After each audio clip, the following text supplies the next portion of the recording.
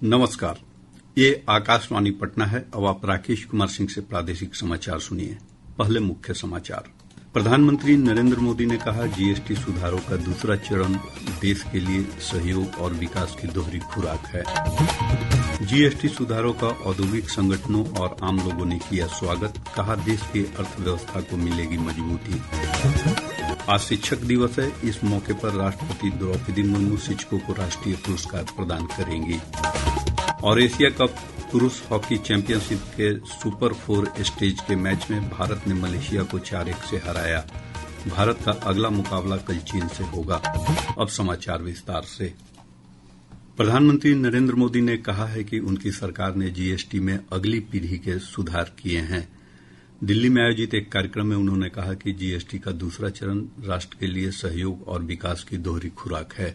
Media के कुछ साथी इसको जीएसटी 2.0 के रूप में कह रहे हैं, लेकिन असल में ये देश के लिए सपोर्ट और ग्रोथ की डबल डोज है। डबल डोज यानी एक तरफ देश के सामान्य परिवार की बचत और दूसरी तरफ देश की अर्थव्यवस्था को नई मजबूती। नए जीएसटी रिफॉर्म से देश के हर परिवार को बहुत बड़ा फायदा होगा। प्रधानमंत्री मोदी ने कहा कि अब जीएसटी और भी सरल हो गया है। उन्होंने कहा कि जीएसटी सुधारों से मध्यम वर्ग, नव मध्यम वर्ग, गरीब, युवा और महिलाओं सबको लाभ होगा। अब जीएसटी और भी ज्यादा सिंपल हो गया है, सरल हो गया है। जीएसटी के मुख्यतः 2 ही रेट रह गए हैं, 5% और 18%। और 22 सितंबर सोमवार जब नवरात्र का पहला दिन है, और ये सारी चीजों का मातृशक्ति को संबंध तो बहुत ही रहता है, और इसलिए नवरात्रि के इस प्रथम दिवस पर जीएसटी का जो एक रिफॉर्म वर्जन है, नेक्स्ट जनरेशन रिफॉर्म किया हुआ, वो लागू हो जाएगा। जीएसटी परिषद ने दैनिक उपयोग की कई वस्तुओं पर दरों में कटौती को सर्वसम्मति से मंजूरी दे दी है। इससे अधिकांश वस्तुएं और सेवाएं सस्ती हो जाएंगी। परिषद ने अप्रत्यक्ष कर प्रणाली को 5%, 12%, 18% और 28% की 4 स्तरीय संरचना से सरल बनाकर 5% और 18% की 2 स्तरीय संरचना में बदल दिया है। नई दरें इस महीने की 22 तारीख से लागू होंगी। हमारे संवाददाता ने बताया कि किसानों और कृषि को समर्थन देने के प्रयास में सरकार ने जीएसटी दरों में उल्लेखनीय कमी की है। केंद्र सरकार ने किसानों पर वित्तीय बोझ कम करने, ग्रामीण विकास को बढ़ावा देने और आवश्यक कृषि उपकरणों को और अधिक किफायती बनाने के लिए जीएसटी दरों में बड़ी कटौती की है। इस कटौती से किसानों का उत्थान और कृषि क्षेत्र को बढ़ावा मिलेगा। नए जीएसटी दरों में ट्रैक्टर के टायर और पुर्जों पर कर की दर 18% से घटाकर 5% कर दी गई है। नई दिल्ली में मीडिया को संबोधित करते हुए केंद्रीय वित्त मंत्री निर्मला सीतारामन ने कहा कि इन सुधारों से श्रम प्रधान उद्योगों को सरकार ने मजबूत समर्थन दिया है। साथ ही किसानों और कृषि क्षेत्र को भी इन फैसलों से लाभ होगा। विशिष्ट जैव कीटनाशकों, सूक्ष्म पोषक तत्वों, ड्रिप सिंचाई प्रणाली और स्प्रिंकलर सहित खेती, कटाई और थ्रेशिंग के लिए विभिन्न कृषि मशीनों पर कर की दर 12% से घटाकर 5% कर दी गई है। इस कर कटौती से किसानों को काफी सुविधा होने और देश की अर्थव्यवस्था को बढ़ावा मिलने की उम्मीद है। भानु के साथ सकलैन अख्तर, आकाशवाणी समाचार, दिल्ली। जीएसटी मंत्री समूह के अध्यक्ष और उप मुख्यमंत्री सम्राट चौधरी ने कहा है कि जीएसटी सुधारों से भारतीय अर्थव्यवस्था मजबूत होगी।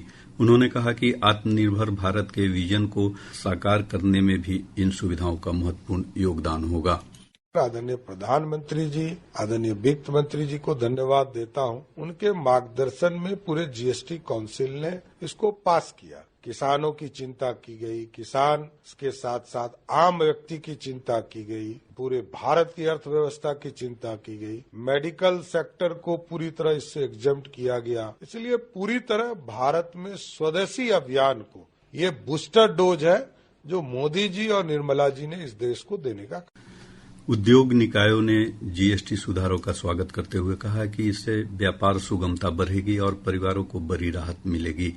बिहार चैम्बर ऑफ कॉमर्स के एंड इंडस्ट्रीज के अध्यक्ष सुभाष कुमार पटवारी ने कहा कि यह फैसला ऐतिहासिक है। संस्था के उपाध्यक्ष आशीष शंकर ने कहा कि भारतीय अर्थव्यवस्था को गति देने में यह फैसला मील का पत्थर साबित होगा। इसका बहुत ही स्वागत करता हूं और ये अभूतपूर्व रहेगा, खास करके अर्थव्यवस्था को। और अभी भारत जिस तरीके से तीसरे और दूसरे पायदान के लिए हम लोग अर्थव्यवस्था में जाने की ओर अग्रसर हो रहे हैं, इसमें एक और ये मील का पत्थर साबित होगा। जीएसटी सुधारों को लेकर आम नागरिकों और व्यापारियों ने भी प्रसन्नता व्यक्त की है।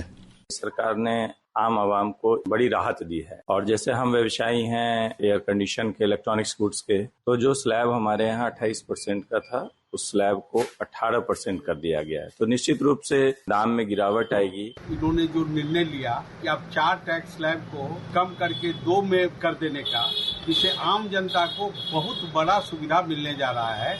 ये स्वागत योग्य कदम है और भारत सरकार इसके लिए साधुवाद के हकदार है। सराहनीय है कि उन्होंने जिस तरीके से टैक्स को कम किया और जिस तरीके से कुछ टैक्स को हटा दिया, ये सराहनीय है, वो आम उपभोक्ता को फायदा आएगा।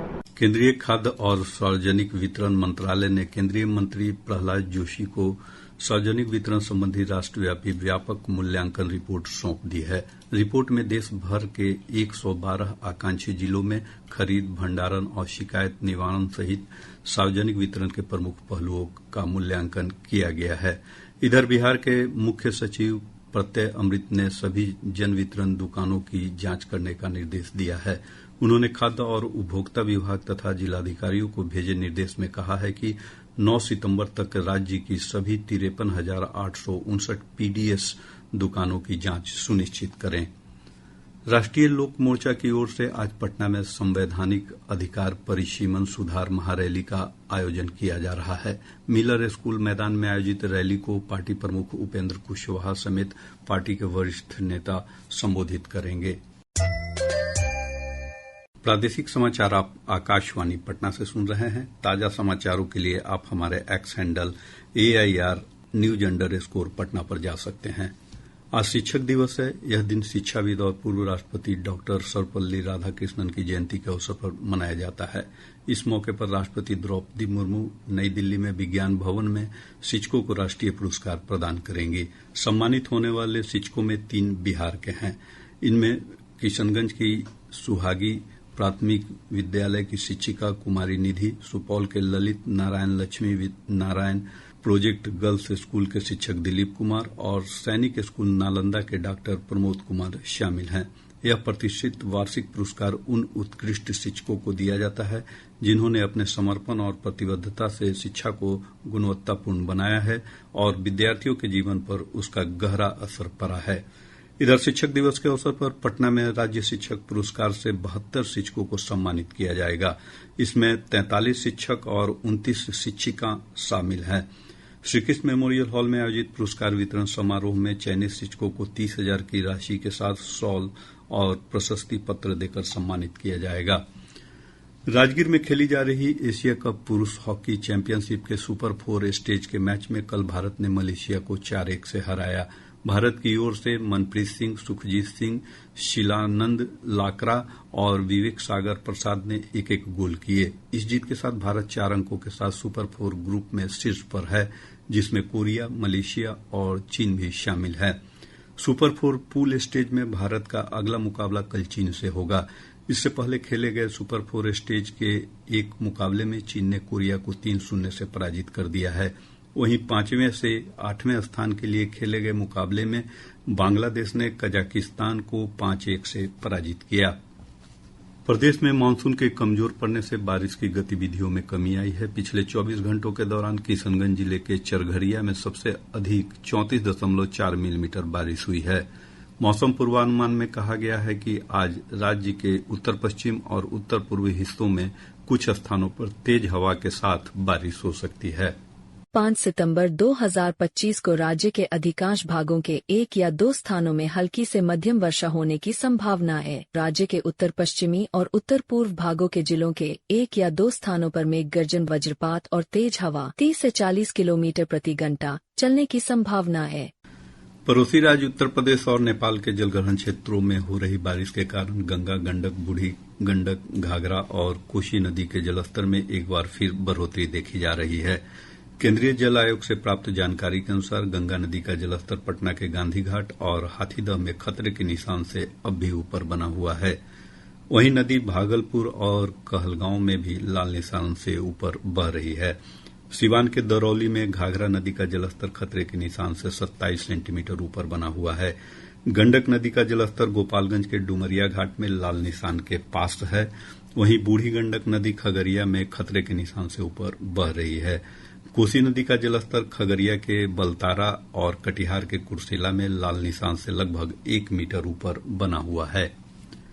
मुख्यमंत्री नीतीश कुमार आज पटना में 1159 करोड़ रुपए की लागत की 17 योजनाओं का उद्घाटन और शिलान्यास करेंगे। इस मौके पर आयोजित समारोह में उप मुख्यमंत्री सम्राट चौधरी और विजय कुमार सिन्हा समेत राज्य मंत्रिमंडल के कई सदस्य और जनप्रतिनिधि मौजूद रहेंगे। पैगंबर हजरत मोहम्मद का जन्म दिवस ईद ए मिलाद उल नबी आज धार्मिक श्रद्धा और आस्था से मनाया जा रहा है। इस अवसर पर पैगंबर मोहम्मद के जीवन और शिक्षण पर मिलाद महफिल और सीरत का आयोजन किया गया है। मिलाद जुलूस भी निकाले जा रहे हैं। इस अवसर पर राज्यपाल आरिफ मोहम्मद खां और मुख्यमंत्री नीतीश कुमार ने लोगों को शुभकामनाएं दी हैं। राज्य सरकार ने पोषण को लेकर जागरूकता बढ़ाने के उद्देश्य से यूनिसेफ के सहयोग से मेरी थाली सेहत वाली अभियान की शुरूआत की। पटना में आयोजित कार्यक्रम में बिहार राज्य मध्याह्न भोजन योजना के निदेशक विनायक मिश्रा ने बताया कि इस योजना का मुख्य उद्देश्य बच्चों में कुपोषण की समस्या को समाप्त करना है।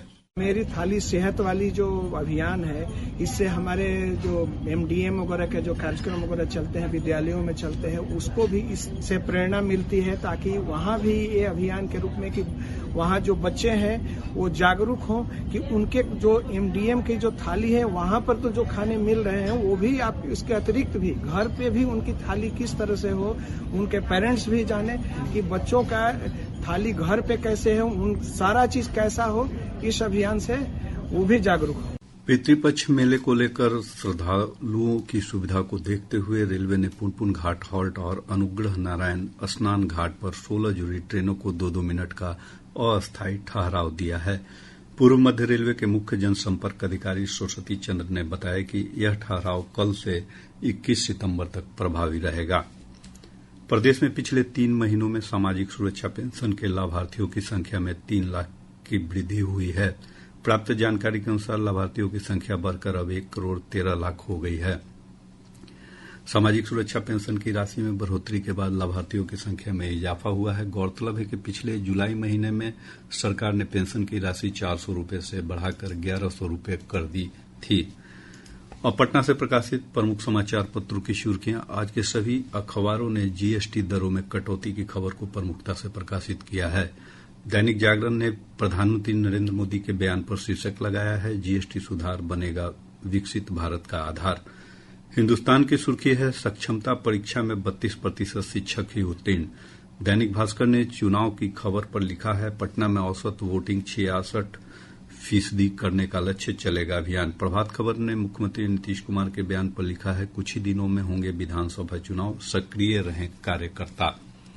और अब अंत में मुख्य समाचार एक बार फिर।